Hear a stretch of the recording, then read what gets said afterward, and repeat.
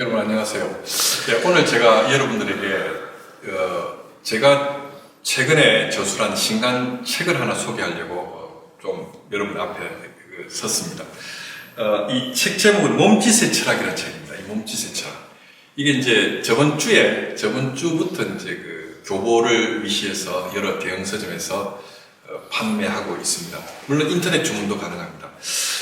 제가 이제 이 책을 쓰게 됐던 이유는 이 책의 제목이 몸짓의 철학인데요. 부제가 뭐냐면 먹고 자고 싸고 하고 듣고 말하는 것들의 의미라고 되어져 있습니다. 이 책이 어떤 책인지 조금 소개하고 싶습니다. 인문학의 역사 속에서 그 인간에 대한 여러 가지 다양한 정의들이 존재해 왔습니다. 예를 들면 고대 그 헬라스의 철학자이고 폴리스 도시국가의 시민으로서 고도의 정치의식을 가졌던 아리스토텔레스 같은 인물은 인간을 정치적 동물이라고 불렀습니다. 호모 폴리티쿠스, 정치적 동물이라고 불렀습니다. 호모 폴리티쿠스, 정치적 인간이라고 불렀죠. 왜냐하면 인간은 정치의식으로 충만하다고 해서 아리스토텔레스는 인간을 호모 폴리티쿠스, 정치적 인간이라고 인간을 정의했던 것입니다. 그리고 계몽주의가 인간의 이성을 절대화시킨 이래로 계몽주의 시대에 오면 인간의 이성이 절대화되고 인간의 정체성을 이성으로 삼는 이런 시대가 오면서 스웨덴의 생물학자였던 칼 폰 린네는 이에 발맞추어 인간을 호모 사피엔스, 즉 사유하는 인간 내지는 지성을 가진 인간이라는 의미에서 인간을 호모 사피엔스라고 정의를 했던 것입니다. 그리고 산업혁명이 시작되고 도구나 연장을 들고 열심히 노동하는 인간의 산업 역군인 인간이 이상적인 인간상의 이미지로 부각이 되면서 프랑스의 철학자인 앙리 베르그송은 인간을 호모 파베르, 즉 노동하는 인간이라고 규정했던 것이죠. 호모 파베르. 정확하게 직역하면 도구를 사용하는 인간이라는 뜻인데 이건 노동하는 인간을 표현하는 의미로 사용되었던 것입니다. 그래서 앙리 베르그송은 인간을 호모 파베르라고 불렀습니다. 러시아의 신학자이고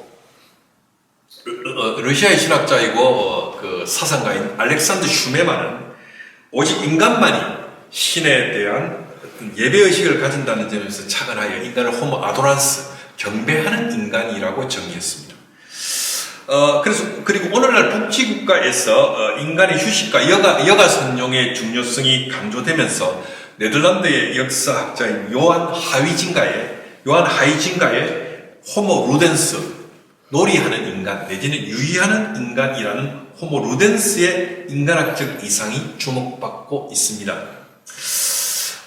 그래서 지금까지 인간에 대한 다양한 정의가 있어 왔거든요.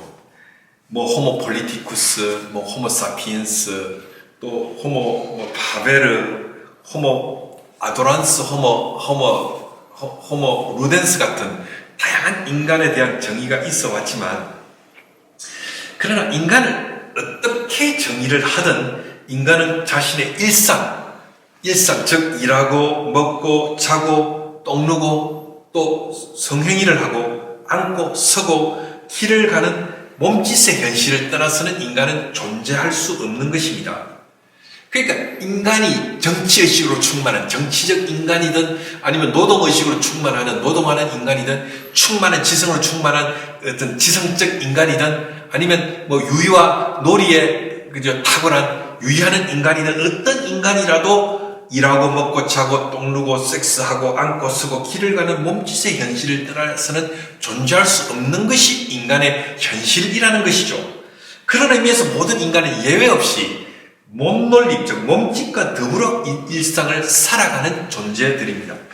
인간은 몸을 가지고 있는 존재이기에 자신의 삶의 일상성으로부터 한 발자국도 이탈할 수 없는 것이죠.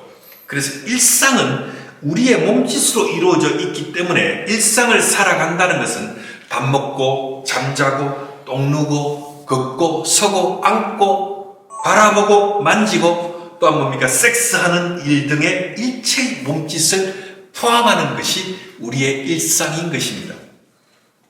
일상이란 말의 사전적 의미는 매일 반복되는 생활 내지는 늘 똑같은 하루라는 뜻이지요. 모든 인간은 예외 없이 일상을 살아갑니다.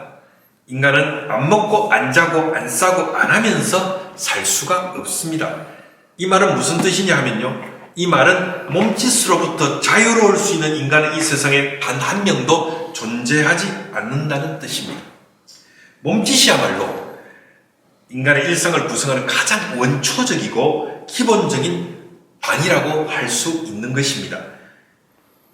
이념과 인종과 계급과 성별을 초월해서 모든 인간은 몸짓, 다시 말하면 몸놀림을 하면서 일상을 살아가고 있습니다.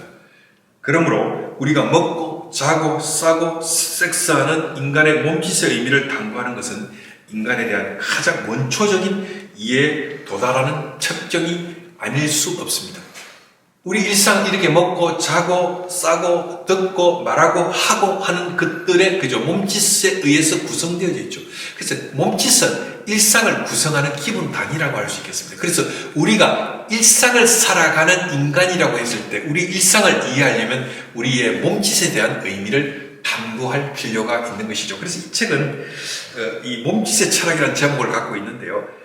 우리가 먹고 자고 싸고 하고 듣고 말하는 것들의 의미를 그저 재미있게 저의 어떤 그리고 오랜 유학 시절에 있었던 여러 가지 에피소드와 함께 재미있게 그저 이 일상의 의미를 재미있게 추적해간 재미있는 책입니다. 이 내용은 이 제목 자체가 무거워 보이지만 상당히 발랄하고 유쾌하고 또 때로는 도발적이고 또 때로는 매우 어떤 거룩하고 경건한 내용을 담고 있는 책입니다. 특히 이 책은 일상의 의미를 파악하기 위해서는 몸짓의 의미를 묻는 것으로부터 시작해야 된다는 그런 저의 어떤 종교 철학 내진 철학적 신념이 담겨 있는 책이죠. 그리고 특별히 이 책은 오늘날 미학에서 주류의 미학의 대표 주자라고 할 수 있는 조르지오 아감벤이라는 이탈리아의 철학자가 있습니다. 그는 자신의 책 벌거벗음에서 이 세상의 어떤 세속화 프로젝트, 세속화 프로그램을 진행하면서 이 세상을 세속화시켜야 된다는 주장을 하죠. 그러면서 그는 거룩함이라는 개념을 공격합니다. 아감벤에 따르면 이 거룩함이라는 것은 사제계급 내진 성직자 계급이 사물에 부여한 지배 이데올로기라고 그는 비판하죠. 그러면서 이 사물에 부여된 거룩함이라는 이데올로기를 해체시키고 분쇄해서 그죠? 이 거룩하다고 느껴지는 그런 물건들을 모두 거룩함의 이미지를 사물로부터 제거시켜서 사물들을 전시하고 진열하고 팔자는 거죠. 성전에 놓여있는 거룩한 선물들을 거룩의 이미지를 제거해서 쇼윈도에 전시하고 술집을 꾸미는 그죠? 장식물로 사용하고 또 백화점에 쇼윈도에 전시해서 팔자는 주장을 하면서 이러한 방식으로 가야 이 지배 이데올로기로서의 거룩함을 제거하고 이 세상이 자유로워지고 해방될 수 있다고 아감벤은 주장합니다. 저는 이러한 아감벤의 어떤 미학을 벌거벗음의 미학이고 이러한 미학은 기본적으로 매우 포르노적이라고 생각하는 그러한 미학적 관점을 가지고 있습니다. 그래서 이러한 아감벤의 벌거벗음의 미학에 대항하여 저는 거룩함의 미학이라는 미학을 가지고 아감벤과 이 책에서 대결하고 있는데 이 책의 말미에 있는 말미의 내용을 재미있게 제가 누구나 읽어도 쉽게 이해할 수 있도록 써놓았습니다.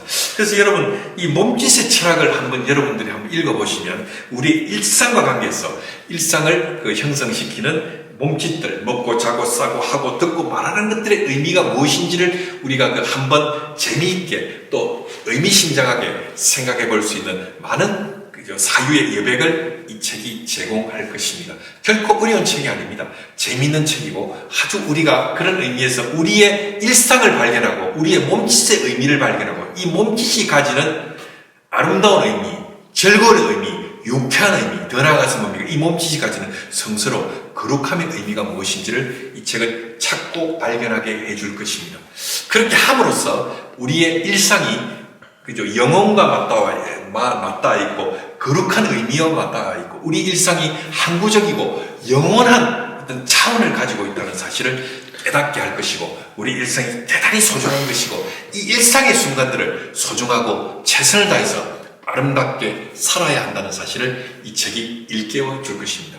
여러분, 제가 이번에 이 책을 내었는데, 여러분, 우리 그 시청자, 구독자 여러분들이 이 책을 한번 구입하셔서 한번 읽어주시면 저에게도 향후의 저술에 많은 경계가 될 것이고, 또한 이 책을 통해서 우리의 삶이 풍성해지는 아름다운 경험을 할 수 있을 것입니다. 네, 감사합니다. 그래서 이 책 몸짓의 철학을 여러분들에게 제가 직접 제 저자가 나와서 잘 부탁드린다는 말씀을 드리고 싶어요.